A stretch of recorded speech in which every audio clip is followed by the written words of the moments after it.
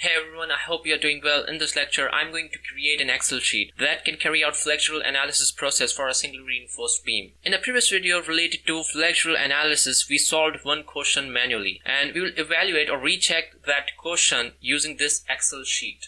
So let's start. Type in the heading flexural analysis of single reinforced beam, select it, change the font and the font size. Select the cells, merge them, underline, bold, and change the color as well.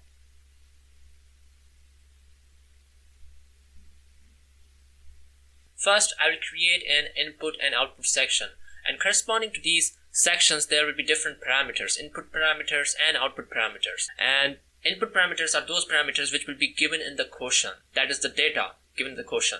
And output parameters need to be calculated using the equations given in the flexural analysis process. And these parameters, input and output parameters, will have a certain simple value and unit to them.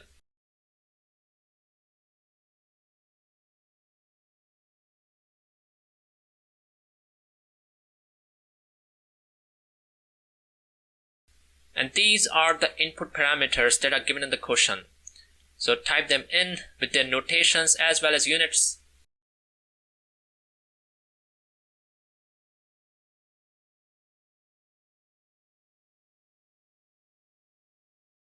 To convert a letter into a subscript, double-click the cell, select the letter, go into Home tab, and then click the Font dialog box launcher. Tick the subscript, press OK. And that's how you convert anything into a subscript.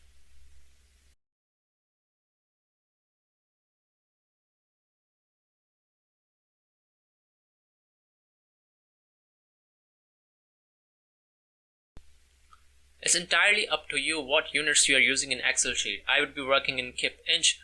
You can work in kilonewton-meter or kilonewton-millimeter. Just make sure that your units are consistent so that you don't get the wrong result.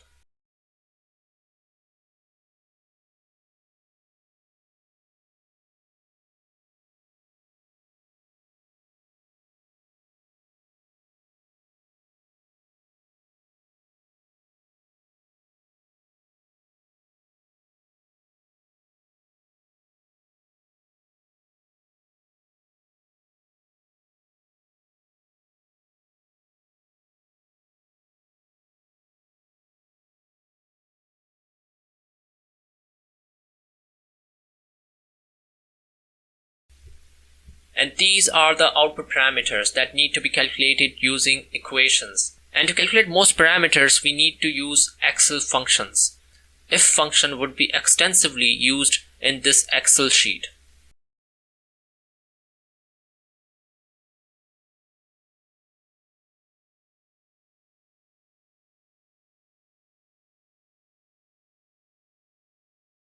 To type in Greek word, go into Insert tab, then click Symbol, and you will see different symbols appearing in this dialog box.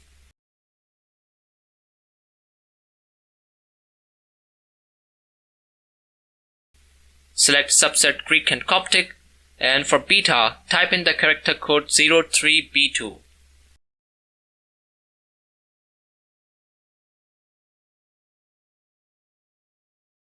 Similarly, for phi and epsilon, the character codes are 03C6 and 03B5.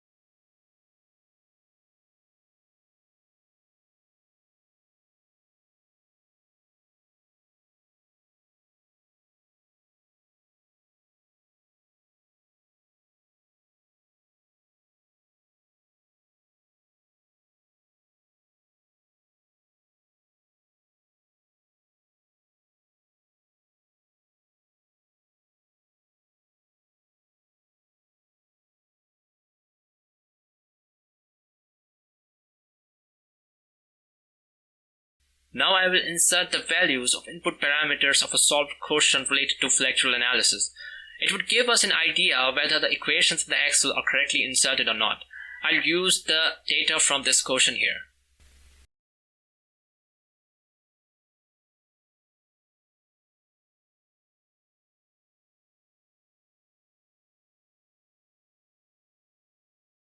Before moving on further, let's talk about cell address or cell name. Each cell in Excel is identified by a particular row and a particular column and has its own cell address or cell name. For instance, this cell here is identified by number 9th row and D column, and the cell address of this cell is, or the cell name is, D9. Similarly, if I talk about this cell here, the cell address or cell name of this cell is I5.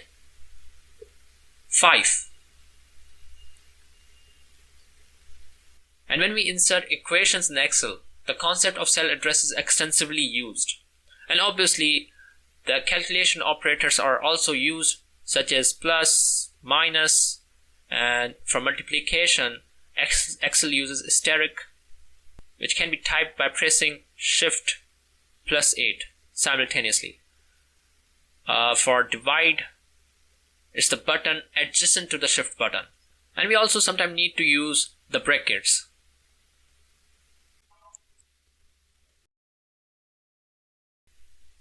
Let's say if I want to calculate area of steel in this cell here. We know that area of steel is equal to this equation or this formula here, and we have to insert this equation in such a way that Excel can understand it. And we can see here pi is equal to 3.1415. We have used brackets, and for multiplication in Excel we use asterisk sign, and for power we use this caret sign, which can be obtained by pressing Shift +6. And instead of the values of bar number and number of bar, we use cell address or cell name of that particular cell. The value of the bar number lies in D, cell D12.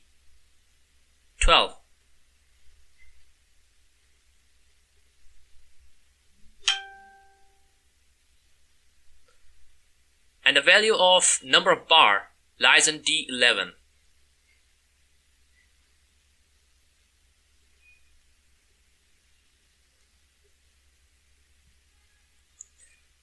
So if you insert this whole equation here in this cell, it would calculate the area of steel in this cell based on the value of number of bar and bar number.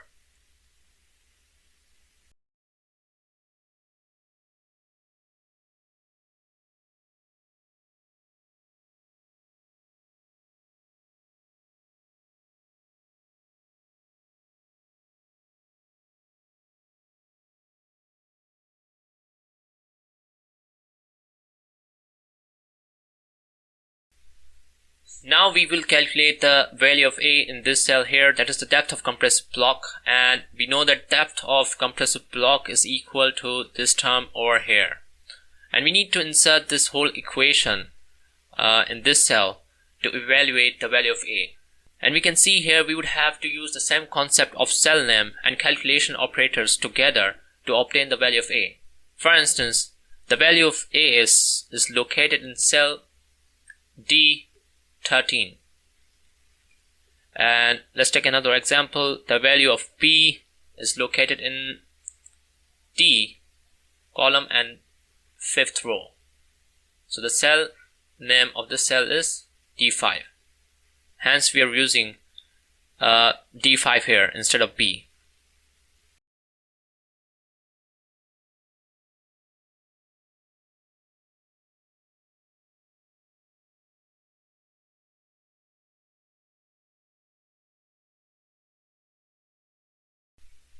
To obtain the value of C, that is the depth of neutral axis, we know that C is equal to A upon beta, and the value of A is located in I5, and beta 1, the value of beta 1 is located in I6. So we just need to divide them.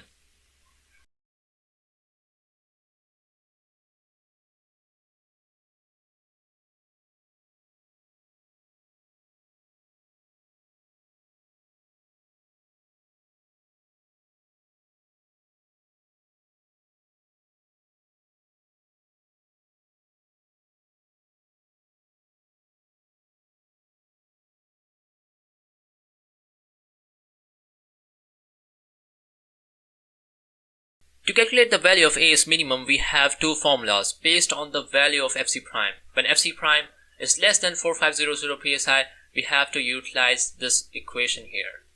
And when FC prime exceeds the value of 4500 psi, we would utilize this equation here. And the problem here is that we have to insert both of these equations in one specific cell, that is here. And to do that, we would utilize the concept of if function. So let's say if I have a cell and I'm writing if function into it. So in if function, we first have a condition and then we have a true value and a false value. So if this condition is satisfied, this if function would return true value. And if this condition is not satisfied or justified, then this if function would return false value. Now you can see here inside this if function, we have a condition and this here is the true value and this one here is the false value. Now if this condition is met, when FC prime is less than 4.5 ksi, this if function would return or utilize this equation here. And when it's false, it would utilize this equation here.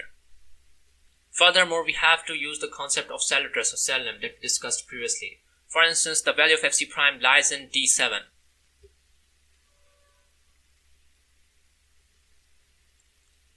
So you need to insert this value, this equation here in this cell.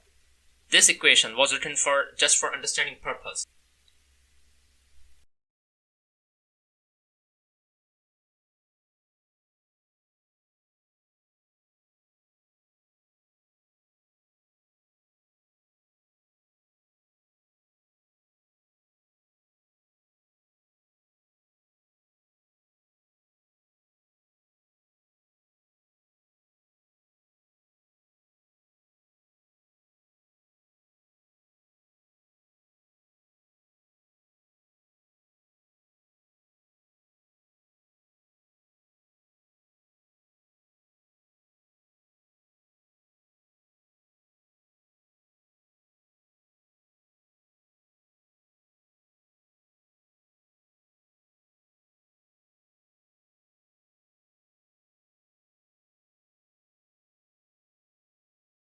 Alright, now to calculate the value of beta 1. We can see here when FC prime is less than 4 ksi, beta 1 is equal to 0.85. When it exceeds or equal to 8 ksi, beta 1 is equal to 0.65. And when it's in between, we have to utilize this equation here. Since there are three conditions here, we have to use the concept of nested if. That is an if function inside an if function. So we can see here there is this if function which opens up here and closes up here. And inside this if function we have another if function which opens up here and closes up here. FC prime less than equal to 4 is the condition for this if function, and this is the true value for this if function, and this whole is the false value.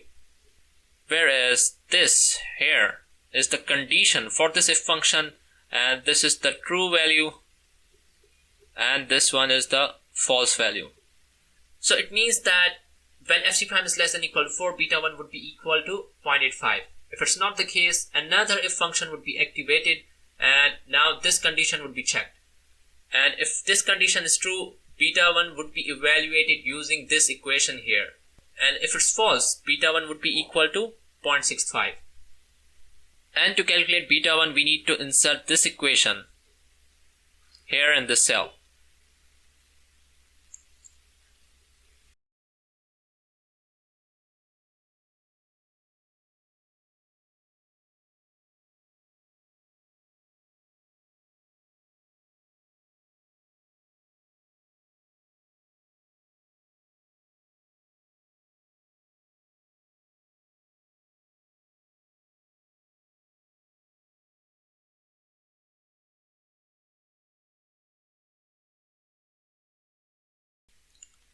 Now to calculate strength reduction factor phi, we can see here we have three conditions, which means that we have to utilize the concept of nested if.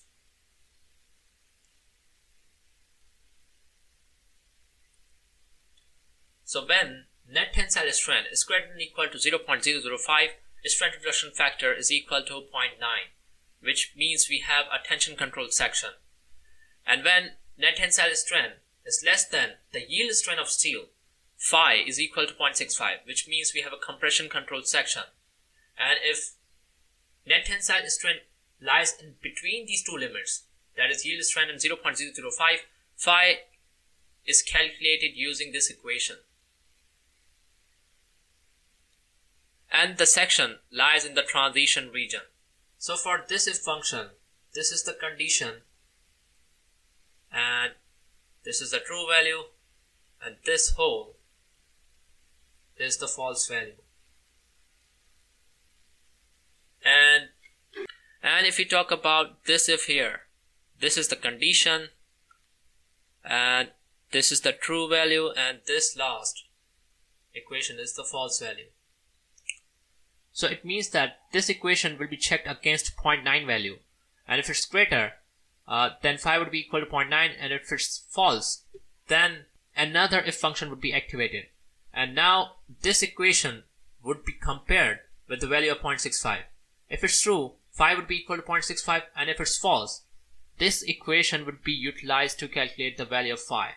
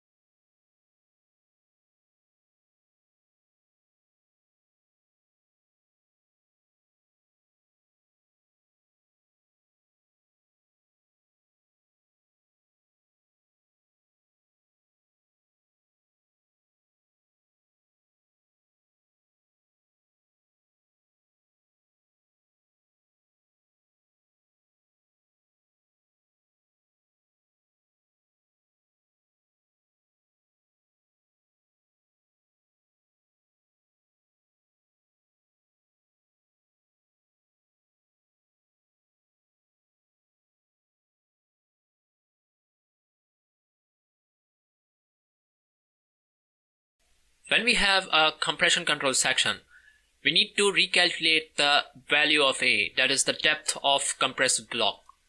The reason is that in tension control section or transition region, the strain in steel is greater than or equal to the yield strength of steel. So in that case, Fs is equal to Fy. That is, the stress in steel is equal to yield stress of steel. And in compression control section, Fs is not equal to Fy. It is less than the yield stress of steel. And it creates a problem here. We have two unknown now in section equilibrium equation. First one is the depth of compressive block, and the second one is the yield stress of steel. And we need to convert this Fs into A somehow. And to do that, we utilize certain relations. The first one is the Hooke's law, which gives us a relation between stress in steel and strain in steel. And secondly, we utilize the strain compatibility equation here, and we can figure out the value of strain in steel from here and substitute it here. And we also need to use this relation here between the depth of neutral axis and the depth of compressive block and substitute this relation here.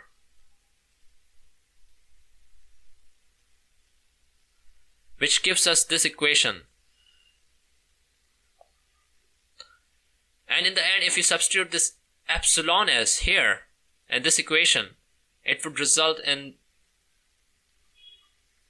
this expression here. And in the end, substitute this equation here, and which results in this equation here. And if you simplify this equation further, you will get a quadratic equation in terms of A. You can apply quadratic formula to obtain the value of A from here, from this equation. Quadratic formula is equal to, and when you substitute the value of A, B, C here in this equation, this results in A equals to this large term here. And furthermore, when calculating A, discard the negative sign. Only consider the positive sign.